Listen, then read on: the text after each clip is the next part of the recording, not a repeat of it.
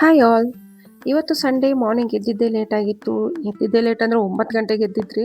So morning breakfast ಮಾಡೋಷ್ಟು time ಇರಲಿಲ್ಲ ಅಂತ ಹೇಳ್ಬಿಟ್ಟು ಇವತ್ತು ಅಂದರೆ ಟೈಮ್ ಇತ್ತು, ಈಗ ಹೊಟ್ಟೆ ಹಸಿತಿತ್ತು ಅಂತ ಹೇಳ್ಬಿಟ್ಟು ಆಚೆಯಿಂದನೇ ತರಿಸ್ಕೊಂಡ್ರಿ. ದೋಸೆ ತರಿಸ್ಕೊಂಡು ಎಲ್ಲರೂ ಬ್ರೇಕ್‌ಫಾಸ್ಟ್ ಮಾಡ್ಕೊಂಡ್ರಿ. ಮತ್ತು ಮಧ್ಯಾಹ್ನಕ್ಕೆ ಏನಾದರೂ ಅಡುಗೆ ಮಾಡ್ಕೋಬೇಕು ಅಂತ ಹೇಳ್ಬಿಟ್ಟು ಯೋಚನೆ ಮಾಡಿದಾಗ ನನ್ನ ಹಸ್ಬೆಂಡು ಮಟನ್ನು ಮತ್ತು ಚಿಕನ್ನು ತಂದುಕೊಟ್ರು. ಸೊ ಹಾಗಾಗಿ ನಾನು ಅದಕ್ಕೆ ಬೇಕಾಗಿರುವಂಥ ಮಸಾಲೆ ಎಲ್ಲ ರೆಡಿ ಮಾಡಿಕೊಂಡೆ. ಮೊದಲು ಒಂದು ಪಾತ್ರೆಯಲ್ಲಿ ಸ್ವಲ್ಪ ಎಣ್ಣೆ ಒಂದು 2ರಿಂದ 3 ಸ್ಪೂನಷ್ಟು ಎಣ್ಣೆ ಹಾಕ್ಕೊಂಡು ಅದಕ್ಕೆ ಸಾಸಿವೆ, ಕರಿಬೇವು ಮತ್ತು ಸಣ್ಣದಾಗಿ ಹೆಚ್ಕೊಂಡಿರೋಂಥ ಈರುಳ್ಳಿ ಮತ್ತು ಟೊಮೆಟೊ, ಚಕ್ಕೆ, ಲವಂಗ, ಕಾಳುಮೆಣಸು ಇದನ್ನೆಲ್ಲ ಹಾಕ್ಕೊಂಡು ಚೆನ್ನಾಗಿ ಬಾಡಿಸ್ಕೊಬೇಕು. ಆ್ಯಕ್ಚುಲಿ ಏನಕ್ಕೆ ಅಂದರೆ ಈ ಥರ ಫಸ್ಟೇ ಬಾಡಿಸ್ಕೊಳ್ಳೋದ್ರಿಂದ ನಾವು ಏನೇ ಮಸಾಲೆ ಸಾಂಬಾರು ಮಾಡ್ತಿರಲ್ಲ ತುಂಬ ರುಚಿಯಾಗಿರುತ್ತೆ. ಅದಕ್ಕೋಸ್ಕರನೇ ಈ ಥರ ಮಾಡಿಕೊಂಡ್ರೆ ನೀವು ಒಂದ್ಸತಿ ಕೆಲವರು ಇದೆಲ್ಲ ಗೊತ್ತಿರುತ್ತೆ, ಟ್ರೈ ಮಾಡಿರ್ತಾರೆ. ಸೊ ಮಾಡಿರೋರು ಖಂಡಿತ ಅದನ್ನ ಇಗ್ನೋರ್ ಮಾಡಿ, ಮಾಡದೇ ಇರೋರು ಒಂದ್ಸತಿ ಟ್ರೈ ಮಾಡಿ ನೋಡಿ, ಸ್ವಲ್ಪ ಚೇಂಜಸ್ ನಿಮಗೆ ಗೊತ್ತಾಗುತ್ತೆ. ಸೊ ಹಾಗಾಗಿ ಅದನ್ನೆಲ್ಲ ಚೆನ್ನಾಗಿ ಬಾಡಿಸ್ಕೊಂಡು ಇಟ್ಕೊಂಡೆ. ಮತ್ತು ಅದಕ್ಕೆ ಮಟನ್ನು ತಂದಿದ್ರಲ್ವ, ಸೊ ಅದನ್ನು ನೀಟಾಗಿ ತೊಳ್ಕೊಂಡು ಒಂದೆರಡು ಸಲ ನೀಟಾಗಿ ತೊಳ್ಕೊಂಡೆ. ನಾವು ಮಟನ್ ಜಾಸ್ತಿ ತಿನ್ನೋದಿಲ್ಲ, ಬಟ್ ಏನೋ ಇವತ್ತು ತಿನ್ನಬೇಕಂತ ಅನ್ನಿಸ್ತು ಅಂತಲೇ ತರಿಸ್ಕೊಂಡಿತ್ತು. ಸೊ ಅದಕ್ಕೋಸ್ಕರ ಮತ್ತೆ ಈಗ ಒಂದು ಕುಕ್ಕರಲ್ಲಿ 1-2ರಿಂದ 3 ಸ್ಪೂನಷ್ಟು ಮತ್ತೆ ನಾನು ಎಣ್ಣೆ ಆ್ಯಡ್ ಮಾಡಿಕೊಂಡೆ. ಅದಕ್ಕೇ ವಾಶ್ ಮಾಡ್ಕೊಂಡು ಇಟ್ಕೊಂಡಿರೋಂಥ ಮಟನ್ ಹಾಕ್ಕೊಂಡೆ.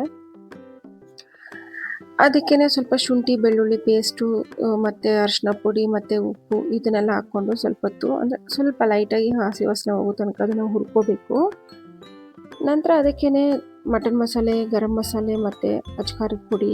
ಆ್ಯಕ್ಚುಲಿ ಮಟನ್ಗೆ ಏನೇ ಮಸಾಲೆ ಹಾಕಂಗಿದ್ರೆ ನಮ್ಮ ಮನೇಲಿ ರೆಡಿ ಮಾಡಿ ಇಟ್ಕೊಂಡಿರ್ತೀರಿ, ಅದನ್ನೇ ಹಾಕ್ಕೊಳ್ಳೋದು. ಸೊ ಹಾಗಾಗಿ ಅದರ ಕ್ವಾಂಟಿಟಿ ಅಂದರೆ ನಾವು ಎಷ್ಟು ನಾನ್ ವೆಜ್ ತೊಗೊಂಡಿರ್ತೀರೋ ಅದರ ಕ್ವಾಂಟಿಟಿ ನಾನು ಲೆಕ್ಕ ಇಡಲ್ಲ. ಆ್ಯಕ್ಚುಲಿ ನನಗೆ ಅದು ಕೈಯಿಂದ ಹಾಕಿ ಅಭ್ಯಾಸ ಆಗಿಬಿಟ್ಟಿದೆ. ಸೊ ಹಾಗಾಗಿ ಎಲ್ಲ ಒಂದೊಂದು ಸ್ಪೂನಷ್ಟು ಹಾಕ್ಕೋತಿದ್ದೀನಿ ಅಷ್ಟೇ. ನಂತರ ಆಗಲೇ ಹುರಿದಿಟ್ಕೊಂಡಿರೋಂಥ ಮಸಾಲೆಗೆ ಕೊತ್ತಂಬರಿ ಸೊಪ್ಪು, ಸ್ವಲ್ಪ ಪುಟಾಣಿ ಹಾಕ್ಕೊಂಡು ಸ್ವಲ್ಪ ನೀಟಾಗಿ ಗ್ರೈಂಡ್ ಮಾಡಿಕೊಂಡು ಫೈನ್ ಪೇಸ್ಟಾಗಿ ಮಾಡಿ ಇಟ್ಕೋಬೇಕು.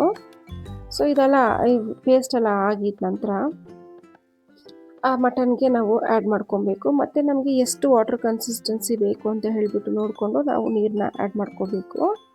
ಸೊ ಇಷ್ಟೇ. ಇದನ್ನು 1-2ರಿಂದ 3 ವಿಸಿಲಿಗೆ ಬಿಟ್ಟರೆ ಸಾಕು. ಯಾಕಂದರೆ ಮಾಂಸ ಸ್ವಲ್ಪ ಎಳೆದಾಗಿತ್ತು ಅನ್ನೋದಕ್ಕೋಸ್ಕರನೇ 3 ವಿಸಿಲಿಗೆ ಇಟ್ಟಿದ್ದೆ ನಾನು.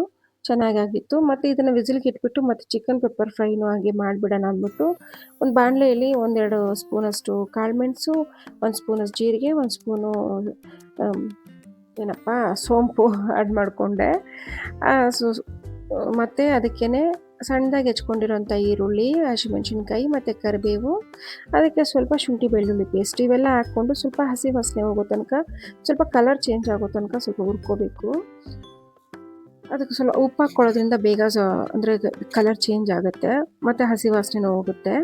ಸೊ ಹಾಗಾಗಿ ಅದನ್ನು ಹಾಕ್ಕೊಂಡು ಮತ್ತು ಆಗಲೇ ವಾಶ್ ಮಾಡಿ ಇಟ್ಕೊಂಡಿರೋಂಥ ಚಿಕನನ್ನು ಆ್ಯಡ್ ಮಾಡಿಕೊಂಡೆ ನಾನು. ಇದಕ್ಕೆ ಸ್ವಲ್ಪ ಮಸಾಲೆ ಎಲ್ಲ ಚೆನ್ನಾಗಿ ಹಿಡಿಯೋ ತನಕ ಕಲಿಸ್ಬಿಟ್ಟು ಅದಕ್ಕೇ ಅರಿಶಿನ ಪುಡಿ, 1 ಸ್ಪೂನಷ್ಟು ಗರಂ ಮಸಾಲೆ, 1 ಸ್ಪೂನಷ್ಟು ಚಿಕನ್ ಮಸಾಲೆ ಮತ್ತು ಲೈಟಾಗಿ 1 ಸ್ಪೂನಷ್ಟು ನಾನು ಧನಿಯಾ ಪುಡಿ ಹಾಕ್ಕೊಂಡಿದ್ದೀನಿ. ನಿಮ್ಗೇನಾದರೂ ಕಲರ್ ಬೇಕು ಅಂತ ಅನಿಸಿದಾಗ ಒಂದು ಸ್ವಲ್ಪ ನೀವು ಕಾಶ್ಮೀರಿ ಚಿಲ್ಲಿ ಪೌಡರ್ ಹಾಕ್ಕೊಳ್ಳಿ. ಯಾಕಂದರೆ pepper fry chicken pepper fry ಮಾಡ್ತೀರಲ್ಲ, ಸ್ವಲ್ಪ ಕಲರು ಒಂಥರ ಬ್ಲ್ಯಾಕಾಗಿ ಬರುತ್ತೆ. ಸೊ ಕೆಲವರಿಗೆಲ್ಲ ಇಷ್ಟ ಆಗೋದಿಲ್ಲ. ಅಂಥವ್ರು ಏನು ಮಾಡ್ತೀರಾ ಅಂದರೆ 1 ಸ್ಪೂನಷ್ಟು ಕಾಶ್ಮೀರಿ ಚಿಲ್ಲಿ ಪೌಡರ್ ಹಾಕ್ಕೊಳ್ಳಿ. ಮತ್ತು ಒಂದು ಸ್ವಲ್ಪ ವಾಟರ್ ಆ್ಯಡ್ ಮಾಡಿಕೊಂಡು ಸ್ವಲ್ಪ ಹೊತ್ತು ಬೇಯಕ್ಕೆ ಬಿಡಬೇಕು.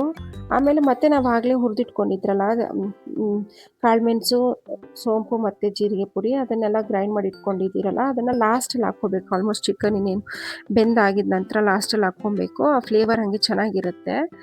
ಮತ್ತು ಅದನ್ನು ಹಾಕ್ಕೊಂಡು ಒಂದು ಸ್ವಲ್ಪ ಹೊತ್ತು ಒಂದು 5 ನಿಮಿಷ ಅಷ್ಟು ಅದನ್ನು ಕುಕ್ ಮಾಡಿಕೊಂಡು ಮತ್ತು ಎಲ್ಲ ಆಲ್ಮೋಸ್ಟ್ ಮುಗ್ದಿರುತ್ತೆ. ಅದಕ್ಕೆ ಮತ್ತು ಲಾಸ್ಟ್ ಫೈನಲ್ ಟಚ್ ಅಂದರೆ ಕೊರಿಯಂಡರ್ ಲೀವ್ಸ್ನ ಹಾಕ್ಕೊಂಡು ಈ ಕೊತ್ತಂಬರಿ ಸೊಪ್ಪು ಹಾಕ್ಕೊಳ್ಳೋದ್ರಿಂದ ಫ್ಲೇವರ್ ಚೆನ್ನಾಗಿರುತ್ತೆ. ಸಾಫ್ಟಾಗಿ ತುಂಬ ಚೆನ್ನಾಗಿದೆ, ತುಂಬ ಸಖತ್ತಾಗಿ ಬಂದಿತ್ತು. ಒಂದ್ಸತಿ ನೀವು ಟ್ರೈ ಮಾಡಿ. ಮತ್ತು ಇನ್ನು ನಾನ್ ವೆಜ್ ಅಂತ ಮುದ್ದೆ ಮತ್ತು ಚಿಕನ್ ಸಾರು ಮತ್ತು ಮಟನ್ ಸಾರು ಮಾಡಿದ್ದೀವಿ ಅಂದರೆ ಆಬ್ವಿಯಸ್ಲಿ ಮುದ್ದೆ ಮಾಡೇ ಮಾಡ್ತೀವಿ. ಅದರ ಕಾಂಬಿನೇಷನ್ನೇ ತುಂಬ ಚೆನ್ನಾಗಿರುತ್ತೆ.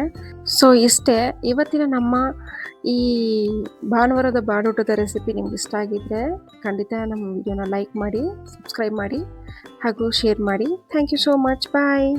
See you in the next vlog.